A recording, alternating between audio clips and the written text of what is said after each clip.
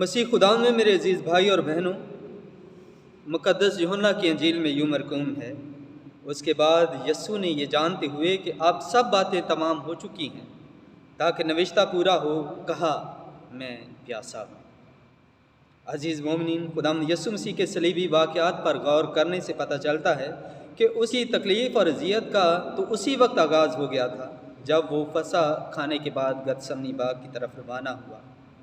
اور جب وہ جان کرنے کی حالت میں دعا کر رہا تھا تو اس کا پسینہ گویا خون کی بڑی بڑی بوندیں ہو کر زمین پر ٹپکتا تھا۔ ساری رات اس پر الزامات لگا کر مقدمہ چلایا گیا، اس پر کوڑے برسائے گئے، اور اگلے دن اس کے ہاتھوں اور پاؤں میں کیل لگا کر اسے صلیب پر لٹکا دیا گیا۔ لگاتار 6 گھنٹے اس کے جسم سے خون بہتا رہا۔ بالآخر اس کے جسم میں پانی کی کمی ہوئی، جو کہ ایک انسانی جسم کے لیے فطری بات ہے۔ اس پر ہمارے نجات دہندہ کے منہ سے یہ الفاظ نکلے کہ میں پیاسا ہوں۔ عزیز مومنین، خداوند یسوع مسیح کی زمینی زندگی کا مطالعہ کرنے سے پتہ چلتا ہے کہ اس کی پیدائش اور صلیبی موت کے تمام واقعات کلام مقدس کے مطابق تھے۔ اس نے کلام میں خدا کو اپنی زندگی میں اعلیٰ اور افضل درجہ دیا۔ 5واں کلمہ میں پیاسا ہوں پرانے عہد نامے کی ایک پیشن گوئی ہے، جیسا کہ زبور 69 کی 3 آیت میں لکھا ہے، میں چلاتے چلاتے تھک گیا ہوں، اور پھر اسی طرح 22 آیت میں مرقوم ہے، اور انہوں نے میری خوراک میں اندرائن ملایا، اور جب میں پیاسا تھا تو مجھے سرکہ پلایا۔ ہم دیکھ سکتے ہیں کہ صلیب پر 6 گھنٹے تک شدید درد اور تکلیف کے باوجود خداوند یسوع مسیح نے کلام خدا پر نگاہ رکھی اور اپنی زندگی اور موت میں اسے مقدم رکھا۔ یہاں پر ہم سب کے لیے ایک روحانی اصول بنتا ہے کہ تعویذ گنڈے، مزار پرستی، جادوگری، بت پرستی، انسان پرستی، فال گیری، پیر پرستی، دھوکے بازی اور اس طرح کے دیگر غیر مسیحی عوامل کو ترک کر کے خداوند یسوع مسیح کی طرح اپنے دکھوں اور پریشانیوں میں کلام خدا ہی کو اول درجہ دیں، اور خدا کے بندے داؤد کے ساتھ مل کر کہیں کہ میں تیرا قول اپنے دل میں رکھتا ہوں تاکہ تیرے خلاف کوئی خطا نہ کروں، اور یہ بھی کہ تیرا کلام میرے قدموں کے لیے چراغ اور میری راہ کے لیے روشنی ہے۔ مسیح خداوند میں میرے عزیز بھائی اور بہنوں، خداوند یسوع مسیح پانی مانگ کر دراصل زندگی کے اس پانی کو متعارف کروانا چاہتا ہے جو اس کے پاس ہے۔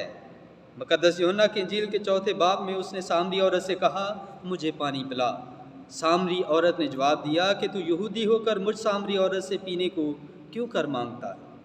یسوع نے جواب میں اس سے کہا کہ اگر تو خدا کی نعمت جانتی اور یہ بھی کہ وہ کون ہے جو تجھ سے کہتا ہے کہ مجھے پینے کو دے، تو اس سے مانگتی اور وہ تجھے زندہ پانی دیتا۔ اسی زندگی کے پانی کو یسوع ایک اور جگہ پر یوں بیان کرتا ہے کہ پھر عید کے آخری دن جو خاص دن ہے، یسوع کھڑا ہوا اور بلند آواز سے کہا کہ اگر کوئی پیاسا ہے تو میرے پاس آئے اور پیے، جو مجھ پر ایمان لاتا ہے، جیسے کہ نوشتہ کہتا ہے، اس کے بطن سے زندہ پانی کی ندیاں جاری ہوں گی۔ زندگی کا پانی دینے کا دعوے دار آج خود پیاسا ہے اور کہہ رہا ہے کہ میں پیاسا ہوں۔ لازم ہے کہ میں اور آپ اس کی پیاس بجھانے کے لیے اپنی زندگیوں کے اس کے سپرد کریں، تاکہ ہمارا شمار ان مسلوب کرنے والوں میں نہ ہو جنہوں نے اسے سرکہ میں بھگوئے ہوئے اسفنج کو زوفے کی شاخ پر رکھ کر اس کے منہ کو لگایا۔ یہ نہ صرف اس کی شان اقدس میں گستاخی تھی بلکہ ایک سنگین گناہ بھی تھا۔ اسی لیے مقدس سیرل کے مطابق انہوں نے اسے تازہ دم کرنے کی بجائے اس کی اذیت اور ذلت میں اضافہ کیا۔ عزیز مومنین، یسوع مسیح آج صلیب پر اپنی پیاس کا اظہار کر رہا ہے، لیکن اس کی پیاس کا اظہار اس کی تکلیف میں آسانی اور نہ ہی اس کی زندگی میں اضافہ کرنے کی خواہش تھی، بلکہ وہ اپنی پیاس کا اظہار کرنے کے وسیلے اس زندگی کے پانی کو متعارف کروانا چاہتا ہے جسے پی لینے کے بعد ہمارے اندر زندہ پانی کے چشمے ہمیشہ کے لیے جاری ہو جائیں گے۔ خداوند یسوع مسیح کے یہ الفاظ کہ میں پیاسا ہوں اس کی کل بشریت کی عکاسی کرتے ہیں۔ اس کی بشریت میں ہمیں اس بات کا ثبوت ملتا ہے کہ وہ واقعی انسانوں کے درمیان رہ کر ان کے دکھ اور تکلیف کو جانتا ہے کہ انسان کے دکھ کیا ہیں، کیسے ہیں اور کیوں کر ہیں۔ ہمارا نجات دہندہ انسانی دکھوں کو مکمل طور پر جانتا ہے، اس لیے مقدس پال برینڈ اپنی کتاب ان ہز امیج میں لکھتا ہے کہ ہماری دعا میں ہمارے دکھ درد معنی خیز ہیں، کیونکہ ہمارا نجات دہندہ انسانی کرب کا تجربہ کرتا ہے۔ وہ نہ صرف ہمارے دکھ درد جانتا ہے بلکہ اس میں برابر کا شریک بھی ہے۔ یہ بات ایمانداروں کے لیے بڑی اطمینان بخش ہے۔ آپ کتنے ہی مایوس کیوں نہ ہوں اور بے چینی اور غیر یقینی کی صورتحال نے کتنا ہی گھیرے میں لے رکھا ہو، اپنے نجات دہندہ خداوند یسوع مسیح کے پاس آئیں، جس نے خود کہا، اے سب تھکے ماندو اور بوجھ سے دبے ہوئے میرے پاس آؤ، میں تمہیں آرام دوں گا۔ میرے عزیز مومنین، اس حقیقت سے بھی انکار نہیں کیا جا سکتا کہ اس دکھ بھری دنیا میں رہتے ہوئے ایماندار دکھوں اور مصیبتوں سے بچ نہیں سکیں گے، بلکہ نیک اور روحانی لوگ